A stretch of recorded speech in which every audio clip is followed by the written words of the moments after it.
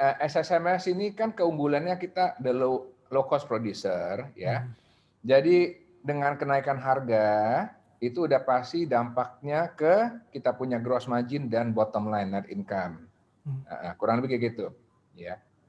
Dan kita nanti juga bentar lagi akan announce kita punya first semester figures itu sangat baik ya.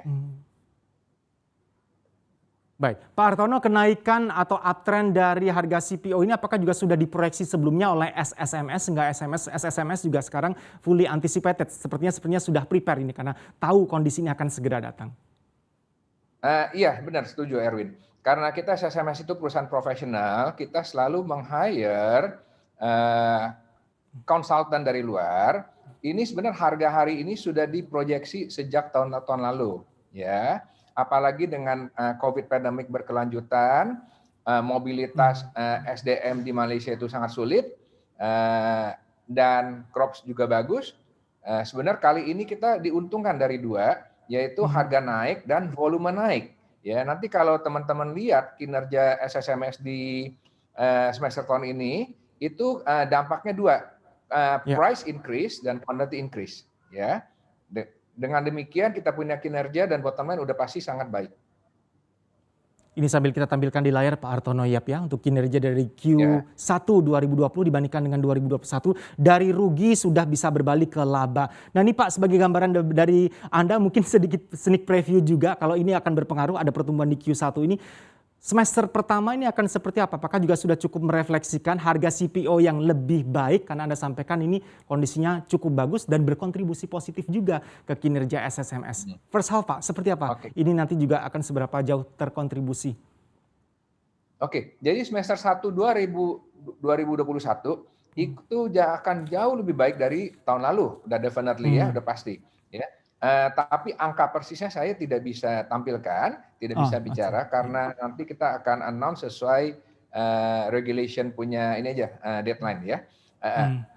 Itu akan jauh lebih baik dari tahun lalu, definitely.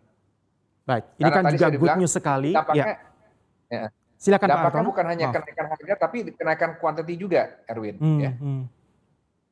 Baik, ini memang sangat bagus sekali berita mengenai kenaikan harga komoditas andalan Indonesia dan Malaysia CPO, mengingat kita masih ada di masa-masa pandemi. Sebenarnya secara umum sampai per hari ini Pak Hartono, dari catatan SSMS, kondisi demand atau permintaan CPO ini seperti apa sih Pak? Apakah juga masih berlanjut ini dampak dari pandemi ke demand CPO?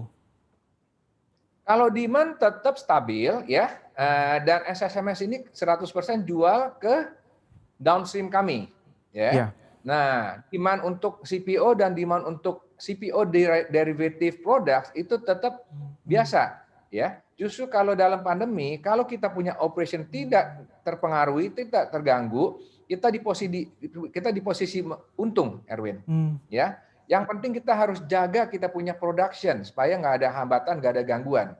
Demand is always there, ya.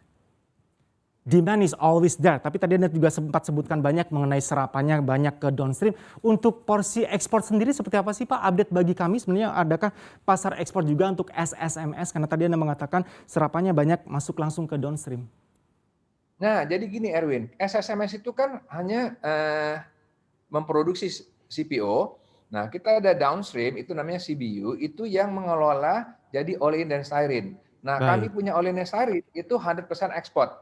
Erwin, itu diekspor ke China, ke India, ya ke Asia, ya. Dan kami sedang meningkatkan to the next level, ya next level meaning nanti kita punya downstream bisa comply dengan standar-standar yang diimplement oleh perusahaan-perusahaan asing, khususnya Eropa dan Amerika. Ya, kita harapkan kita punya downstream produk nanti bisa diekspor ke European dan American market.